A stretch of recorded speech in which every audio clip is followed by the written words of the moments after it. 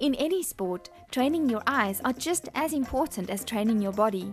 Ian got introduced to Dr. Cheryl Calder, founder of the eye gym. Ian, the eye gym is really going into a gym to train your eyes. Yeah. But it's not only your eyes, we're training your eyes and your processing skills, and ultimately your decisions. And it's also based on your motor response, so how good your eyes relate to your hands, reaction speed, judgment, so just about everything you do. The eye gym trains your eyes, brain and motor response, all the components that Ian needs in his horse racing career. So the program, what it does, it's called the eye gym, and you do different drills on it. So different components that you'd be using when you race. It would be peripheral, judgment of depth, reaction speed, concentration. So just about all the components. Yeah, those are going to come in tomorrow. Yeah. So everything you use on the track, you're actually going to be training that extra. Oh, fantastic. The eye gym consists of various drills that need to be completed as correct and as quick as possible. The main component we're going to be training here is the ability for your eyes to move effectively, but also concentration. We think a lot of sportsmen get distracted, so that focus and concentration is really important. I actually do get distracted when I'm putting. I mean, on the golf course, obviously, when I'm putting, I definitely get distracted. I take in too much of and I should only be focusing on the spot on the ball, rather than everyone around me. And when you race as well, you really need to focus on the important things. Absolutely. There's only a few things that you have to focus on, so you have to keep on those things. After each assessment, a complete report is given on the trainees' results. Okay, and if you look at the results of that exercise you've just done, that assessment you've just done, you can see that your hands were too slow and your speed was too slow.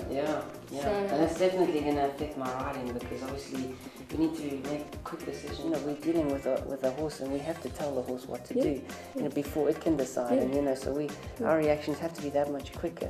So this is I'm quite excited about working with you. I believe you've worked with some really successful sportsmen as well, so I'm really excited. We're going to make you better than what you are. Fantastic. So it's really about adding the edge. We think it's the missing link in sports science. So training your eyes and your hands are important, because it's what you do. Absolutely. I mean, we're sportsmen in any area of sport you use. So I'm really excited. And it's probably going to make your golf better as well. Oh, fantastic. After all the hard work, there has to be room for fun. Ian met up with KeNako's golf coach, Roger Wessels, for a game of golf and got some useful tips on the putting green. The one thing I noticed previously is that your eyes aren't over the line. In fact, your eyes are this side of the ball, which makes us hit the ball left, actually, so, and that's what happened to both those putts. So you can stand a little bit further away from the ball, then I'm going to drop a ball from your eyes down there like that, which is a little bit inside. You don't have to be there, but it's better to be inside than that side of the ball, One of the basic fundamentals in the game of golf is that we want to try and keep our head still when putting, and a good way to do that is keep your eye on the ball, because if you follow the putter with the putter head with your eyes in the stroke, then your head tends to move, and then that throws the shoulders out of alignment, and you run into problems from that point of view. So we want to try and keep our head still, keep your eyes on the ball, and you'll be able to do that. So go ahead and I'm going to try and get your eyes over the ball there. So if I had to drop a ball from your eye line, that's better there. Now in the stroke, just keep your eye on the ball, and away you go. Beautiful. Under Roger's watchful eye, Ian practiced these newfound putting tips. Keep your eye on a spot. Now don't follow the club head, and backwards and forwards. There you go, well done. Okay. Small adjustments can make a world of difference. Roger's tip for today is to keep your eyes over the line when putting. You can test this by dropping a ball from your eyes while in the putting position. Never follow the club head, but rather keep your eyes on the ball, thereby making sure your head stays still. Okay, and in conclusion, I really liked what you were doing there, because I think it is going to make a difference to your putting. It is to get your eyes over the ball, to get the correct alignment of the putter, and then keep your eyes nice and steady and on the ball, which will prevent your head from moving, because those are two of the important factors when putting. I mean, one of the positives I did notice in your putting stroke that you tend to grip the club very lightly, and which allows the arms to free up and get the putter through the hitting area. Yeah. So I think that's a great positive, and don't change that. Yeah, and that's also, we obviously as jockeys we need to have soft hands on a horse, and that really makes a difference in racing. So that's probably where that stems from. Yeah, it probably does come from that. So yeah, don't change that, because that is that's certainly a strength of your putting. I'm lucky. Yeah, okay. Thanks, Ranta. Thank you. Thanks very much. KeNako Academy opened its doors in January 2009 as a multidisciplinary training and development institution. Our world-class facilities, combined with our dynamic team of professionals including coaches, medical practitioners, mentors and sports specialists, make KeNako a one-stop solution for any person. While the focus is sport, KeNako is a facility that can be used by non-sporting individuals for the balance of wellness, body and mind. Well, Ian, it's really been a pleasure to have you down here at KeNako. You've come a long way from Durban, and it's been for us a pleasure. You've met various professionals at KeNako. Tell me a little bit about your experience. Have you enjoyed it? No, geez, absolutely. It's been an enjoyable journey. Thank you very much for having me. I mean, there's a lot of professionals here that. No, it's been a thrill. I've really enjoyed my time at KeNako. I've discovered a lot about my body and about my whole attitude and everything towards racing, and it's been awesome. I'm really excited about getting back in the saddle. I think you told me you started riding when you were 8. I would think that you must be pretty natural at it by now. Yeah, I was 4. 4? Yeah, goodness, yeah. I mean, imagine. But I was on a little Shetland pony and it ran away with me. That's a good start. Huh? Have you had any horses running away from it with you?